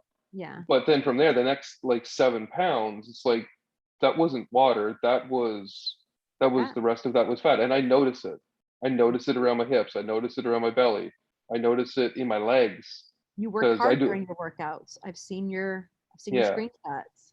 And Understandable. so whenever I hit that scale and it's less like, but like to go back to the diet part of it, it's like what changed was just realizing I couldn't, like it was a mindset shift. Like it was a diet shift, yes, Uh-huh. but it was what was holding me back of that. It was you get into that denial of like, well, I've made it this far. It's kind of like you were just saying at the very beginning. I've made it this far. Can't I just have a little break? Can't I just have a handful of nuts Trying to every day? negotiate the Right. price It's like, of what's my success. reward for all of this? Can't I have my reward now? Where's my treat? Yeah. Right? Don't I deserve something? It's you start to play this weird entitlement. Like I've done all the hard work. Now I should be able to what slack off. But you Right. don't tell yourself it in that way. No. You create all these excuses, and it's just like, well, it's just a handful. Justifications. You It's create justifications. right. It's I just a deserve handful of this. nuts. It's just I a deserve this. I've worked so hard. I get a little vacation from my yeah. diet. But that's the mindset shift that you want to get away from. If you get stuck in that, that's the one you got to break because you can't look at it as, oh, I went and worked hard today, therefore I deserve a break. It's I worked hard today so that I can work harder tomorrow, so that I can It's work harder the next day and the next day and the next it, day. I'll change that a little bit. It's not so that I can work harder tomorrow. It's I worked hard today and I don't want to undo it. Right. I worked too hard today to not get the results that I want, because I'm going to then go sabotage myself because I'm trying to negotiate the price. You can't negotiate the price. It is what it is. Yeah. The perception of that price is the only thing that's standing between you and the body you want, between you and the success you want, between you and the prestige and the work and the money and everything else that comes as a result of it. Right. Because make no mistake, the guy standing there in a great suit who's fit and the guy standing there in a great suit with a belly, one of Night those and day guys difference. has the prestige and the other one does not. No. And I don't even Yeah. care how much money either one has. No, you can look at them both side by side, and one is instantly more attractive, more you can get More more. revered, Yeah. more revered, because everybody knows He put in the work. he put in the work. he can be trusted, he's got the discipline. And if it were that easy to be fit and wealthy, everybody would be. Right. It is easy to be overweight. Oh That yeah. is not a challenge. And it's You go easy to be broke. right. It is easy to sit yourself down in front of a cheeseburger and put it into your face. It is not easy. Not only is it not easy to go without that when you've had it a lot, people get so habituated into these diets of like constantly rewarding yourself for everything you're doing. It's like Oh food yeah. should like using food as a reward is probably one of the most detrimental things you can do to yourself. Right. Oh, I have a cheat day or a cheat What meal. is yeah, what is that? It's like when you're Cheating Dwayne the on Rock yourself. Johnson, you can do shit like that. You're cheating on yourself. Yeah. Well, it's like they'll see people like The Rock, and he'll go to his Instagram on Sunday and eat 3 pints of ice cream. And it's like the dude's 6'5", 300 pounds, and built like a Sherman tank. He can do things that most of us can't. And he He can, doesn't do that every day. no, he does it once a week. Right. Right. The rest of the week, he eats his 5 meals of chicken and rice, and he actually eats just chicken and rice. He does not, or in veggies, I'm sure he eats too, but he does not chow down on the Snickers bars and Burns the more bags of calories chips. than most Yeah, too. he's very disciplined. So, and when you get to be He at works that out level of harder. fitness, He works out a lot harder in the gym than, because I've seen the Instagram also, than yeah, most people will. He he's does. who, yeah, and he's probably the one, he's probably my biggest inspiration for how hard I try to work in the gym. Like whenever I see the way I see him go, it's like I try to hit that level of intensity. It's not easy to do, but it's you push yourself to that breaking point. And I, have gotten at this gym that I've been at lately, have gotten a few compliments. Probably the best one I've received so far was the gym owner coming up to me and saying, "I just need to hire a mop and bucket to follow you around." Because I just sweat everywhere. It's just dripping. And yeah, you see some of his Instagram videos, just sweat dripping off his nose, dripping off his face. And Yeah. he's doing bicep curls sweating because he's not stopping. And it's, yeah, will superset my bicep curls with some shoulder presses and just go back and forth, back and forth, back and forth. And I'm sweating doing bicep curls. And I see other people there and it's like, nobody sweats. I know. They do their bicep curls and they put the weights down and they sit there for 2 minutes Yeah. and they cool off in the air conditioning. There's a former NFL player that goes to my gym that Mm-hmm. we both kind of just, we're the only ones that are like dripping buckets Yeah, at the gym and and kind of he doesn't. Somebody like that's their status quo because you yeah, do not make it to that level of athleticism by taking 2 minute rests between your sets. right. Right? Rest It's like between sets. The rest between sets was you went and did something else. yeah, You yeah. I went to went and do did a body part and then you came back. right. That's your rest. Oh yeah, there was one I was doing one arm rows and I was lifting pretty heavy one arm rows, 85 pounds, doing bent over rows. For me, that's pretty much my limit. I can do like 10, 8, and 8 on reps for that one, and so that pushes my limit. And that's my strong side of the superset. And then I would flip over and do some bod busters. And this is for people that don't know what a bod buster is. It's basically you're on a bench doing a leg raise and an overhead pullover with a dumbbell over your head, and you're like crunching your abs from both directions at the same time. And there's this Stretching them really out and crunching them in. Like so super right, stretched when you've got a weight way back here and and your you're legs are isometrically all the way holding your out abs the whole time. There is and you're no resting state. yeah, and there's no holding onto the bench to like help you with lowering your legs down and bringing them No, back. so you're trying to balance yourself this way and keep yourself like nice and steady, and you're doing them so slow. Anyway, I'm I doing know it's these fairly masochistic, isn't it? right. So I do my one arm rows, and I'm already dripping sweat from those. Flip over, do the bod buster, back to the one arm rows, back to the bod buster. And there's this really fit girl working out beside me, and she was doing her thing, the usual. I think she was doing some bed over rows too, and her rest between sets and all of that. And she just looks over at me. She's like, what are you doing? Why do you do that to yourself? Right. Yeah, she was all like, I used to think I worked out hard, and you just, and like I didn't even realize this was a thing. You got a And I'm perspective like, shift. right. And I think it's, I don't know, I guess a lot of people don't see it. It's that common thing that people do what other people do. Mhm. They see what everybody else is doing in the gym and they think that's the way you're supposed to do it. Oh, I'm supposed to take a rest between sets. Like, why? Why are you resting? Well, You're at the and gym to work out. What is the point of the resting? Because I did it too whenever I first started working out in high school, because I thought that's what you were supposed to do. I'd do right. my leg press. I'd sit there. I'd do my 12 reps of leg press. Then I'd wait 2 minutes. And I'd do 12 more. It's just And been the accepted wisdom. it has been. And I don't think since I've started doing it your way, doing these supersets, I'm like, that's pointless. This is stupid. Not only does it take longer, because a set only takes you about a minute or so, Yeah. maybe a minute and a half if you're going for like really slow reps, Hmm. right? Because it's 90 seconds to do 10 to 12 reps. It's like you're not spending 10 seconds per rep. That's awful slow. So Hmm. even a minute to do a full set is a lot. If you're going to rest for 2 minutes, you're working out a third of the time. Right.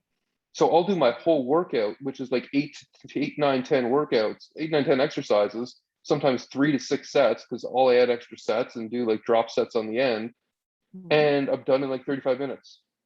Yeah. I'll do my 30 minutes of cardio, 30, 35 minutes of weightlifting, then 10 minutes of stretching, and then I'm And out. I guarantee you're burning more calories just in the weight training section than somebody who's resting. Oh, absolutely. Because my heart rate does not go under 140. When I had the heart rate strap on all the time, my heart rate would be, I'd get up into the 150s, 160s doing cardio. I'd burn in that 30 minutes 400-ish calories, maybe get close to 500 calories if I pushed it really hard that day. And then in the weightlifting part, I'd burn the same. Like I would come out and this is a heart rate strap. So these are really accurate, not just the watches, which they can vary in their accuracy, but the heart rate, the chest straps are Hmm. very accurate. And 900 to 1100 calories was not uncommon for me to be there for about 70 minutes. Right. And then add that on top of a little over 2000 calories a day that I burned just for being a 250-pound guy. That's 3000 to 3500 calories a day, roughly. And then you see me eating 1500 and you're like, okay, that's why you're burning half a pound of fat a day. Yeah. Right. Although I will tell you this, I don't know that the calculations for just a basal metabolic rate are all that No, but accurate. I mean, no, not if you're taking them just off of the usual, like what is your body weight, height, and age and sex. If you just take those numbers, you get something that's, plus or minus 20% accurate. without measuring, it's just a best guess. And frankly, I think that you could figure it out just as easily by a couple of weeks of working out and Yeah. measuring and trial and error and go, okay, I think this is what we're at. And I think it's probably not, I'm probably on a little bit lower side than the estimate.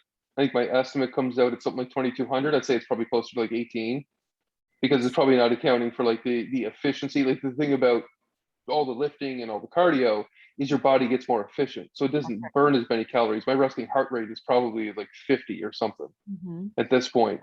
It is more efficient. It doesn't take into account efficiency, and it also doesn't take into account thyroid hormones and Yeah. those levels. Things that are So, balanced. Yeah. If all those hormones are better balanced stuff, you will be, and the normal range is a pretty big range.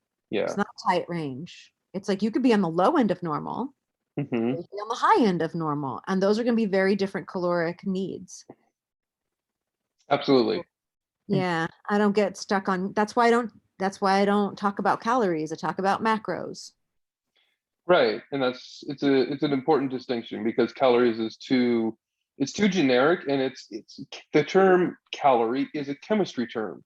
It And it literally, like, this is how one person explained it to me once. It was like the way they measure calories is they have something called a bomb calorimeter. And the whole idea of it is it's a pressure vessel. You put something in it, they increase the pressure to like 30 atmospheres, which creates so much heat that anything inside there just combusts. It does not matter what it is. And then they measure how much heat comes off of it. So you can take a piece of wood or coal or whatever, put in there, and it will give off calories. The same, you can put a piece of meat in there and it does the same thing. You can put anything in there. It's just measuring the organic tissue and the chemical give off of heat. right. You put a piece of wood, even like, obviously you're not going to chew on wood, but if you pulped it, put it into your stomach, you drank it as a liquid, it would be awful. But if you put it through your body, it's just going to go in one end out the It's not other. going to have any It doesn't, calories. because Zero caloric we're effect. not termites. We don't process wood. We don't have any Right. bacteria for it.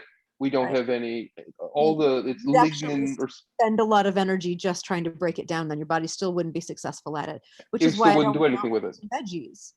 Right. Like, you're gonna burn so many calories trying to process this, and you're not gonna overeat fruit to the point where that's all you ate, where you ate 2,000 calories of watermelon that day. I'm sorry, your stomach will fill up.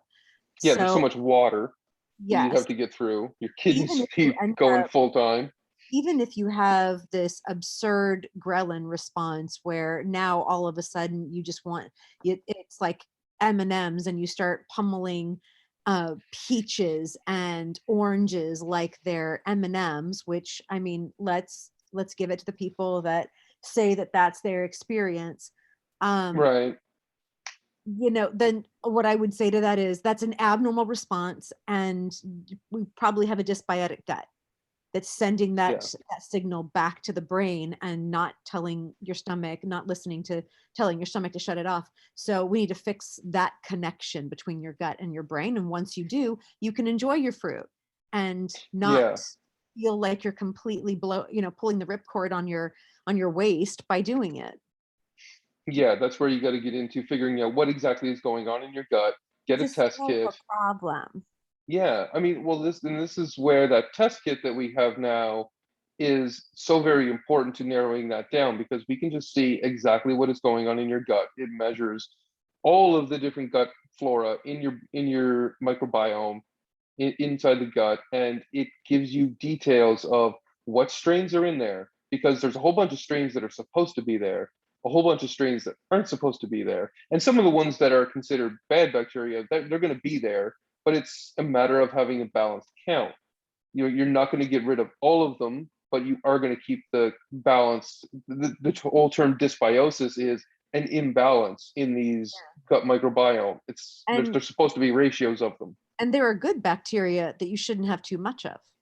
Right. When you have too The, much of it, it causes a problem. it needs to be balanced. Right. Yeah. And you can't ever know without getting the test done.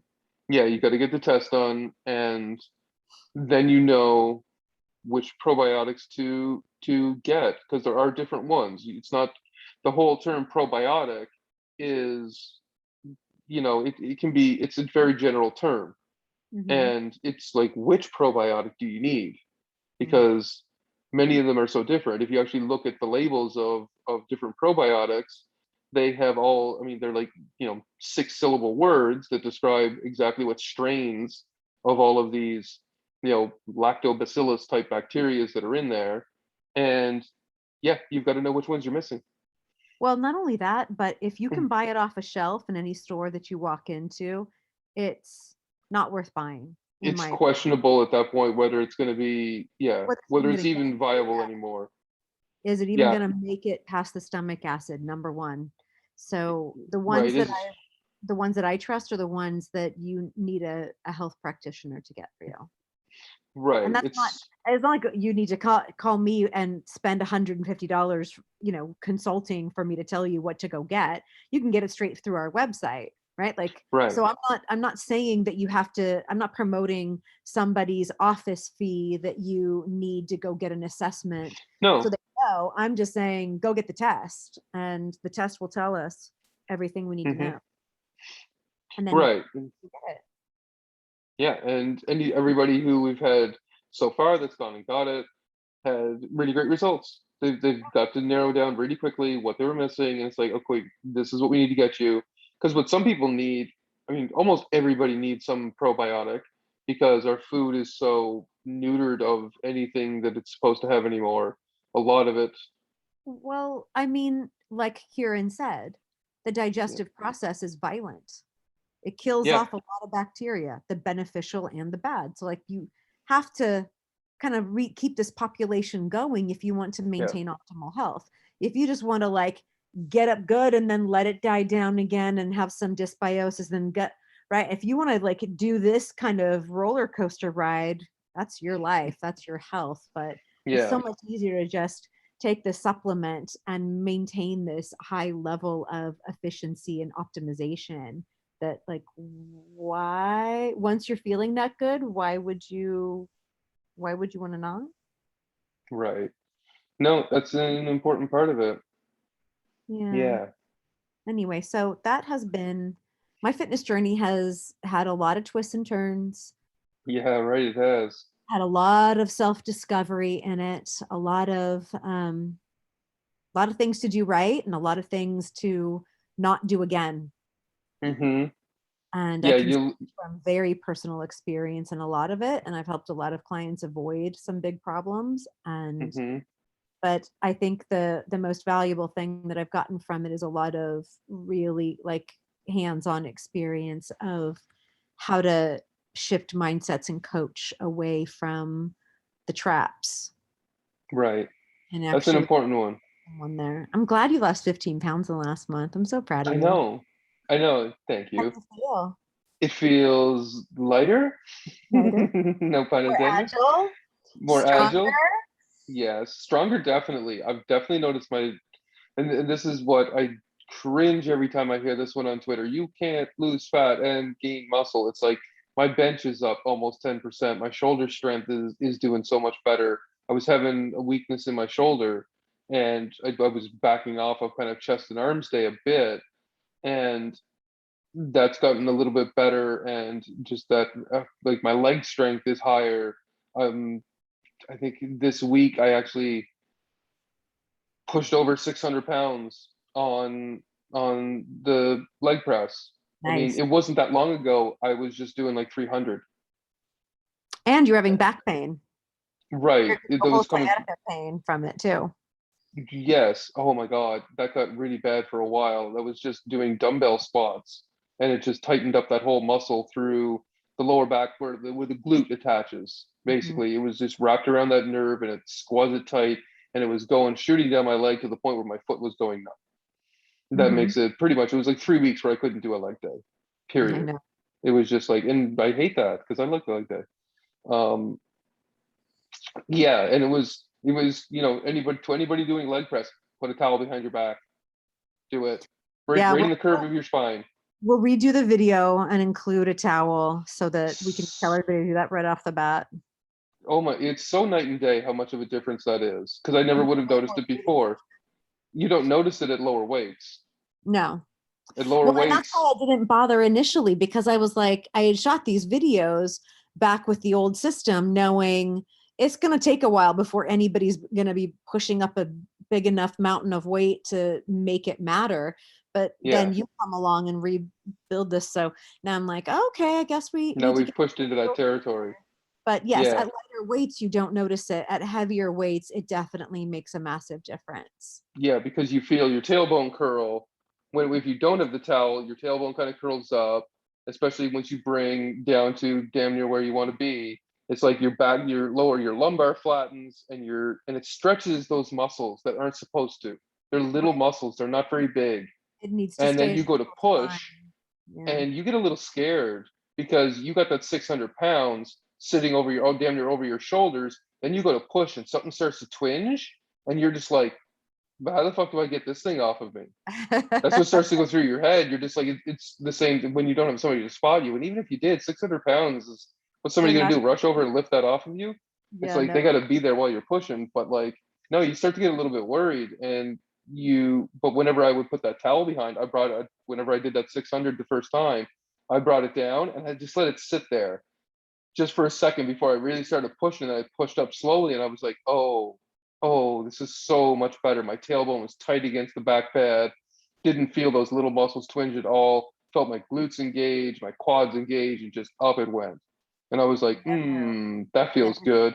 I never see trainers doing that with clients. Right. And I just finished through the whole set of it. It was like whatever, 625 or something like that. And I was like, yay, into the 600-pound club. Woohoo. Um, but that was the big one. That was the big learning thing. But yeah, lost all that weight, feel really great, feels amazing because it's been a struggle to get under 250. This was been another little one, and it's just been a mindset thing. Yeah. It's just been like, oh well, I've gotten this far. I'm on the home stretch. There's only 30 pounds to go, but at the same time, it's just like you tell yourself that whole story of I'm there, I've made it, haven't I? I I could don't need do to do it. the work anymore. No one would say a damn thing about 5 pounds to me. It's not Yeah, like I don't have abs at 5 pounds heavier. yeah. You're not overweight. No one's going You're to not say unhealthy. I can still wear all my clothes. Yeah, I know where I was, and I don't want to not maintain that. I just want to be my best for as long as I can, whatever that yeah. ends up being. And And that's what so, I've been adopting lately too, is just like, okay, is this my best? Do I and so really need all this excess? what Yeah, I do is I ask myself, right? Like even during cardio, even during a set that feels hard, it's like, is this my best? And take an honest assessment and go, I could do more. yeah, I can keep going. I can do more. No, I am not maxed out yet. And so right. unless I'm maxed out, I won't back off. I'm gonna keep doing my best. And Hmm. and But then it's it's paying off with my kids. And I right. want it to continue to pay, but I can't let up now. If I let up now, then everything I've done is for naught because then they will just follow suit. I want to maintain it so that my grandchildren have that Hmm. Yeah. ha- have this expectation. There's this Look what subconscious grandma does. expectation, Right. right? That's powerful. When a little kid, a little 5-year-old can look up and say, my 60-year-old grandma works harder than these 30-year-olds, right? That's a powerful message to send. Mhm. And I'm really proud of you for putting that mindset forward, because that really develops. It's a role model for everybody. It's not just for, it's not, I think I said to you not that long ago that you really are a great role model for women and girls to look up to. You're really a role model for anybody who wants this mindset. It's really, it's helped me a lot. Thank So you. you're very welcome. I think that's a good note to end on then. I think so too. This has been a very interesting podcast. I'm looking forward to doing some more like this. We'll have some more guests on soon. We've Mhm. got some guests lined up, and I think we'll intermix in between, because when we do the guest ones, it's less about us and more about them. Mhm. And I kind of like this pattern of we do some guest podcasts, and then when the time is right, when we have something new to share, we do one that's more like us. We kind of just switch it up. And It's working nicely. yeah, this one was fun. I Yeah. enjoyed it. I hope everybody enjoys it too. Yeah. Bye. Bye.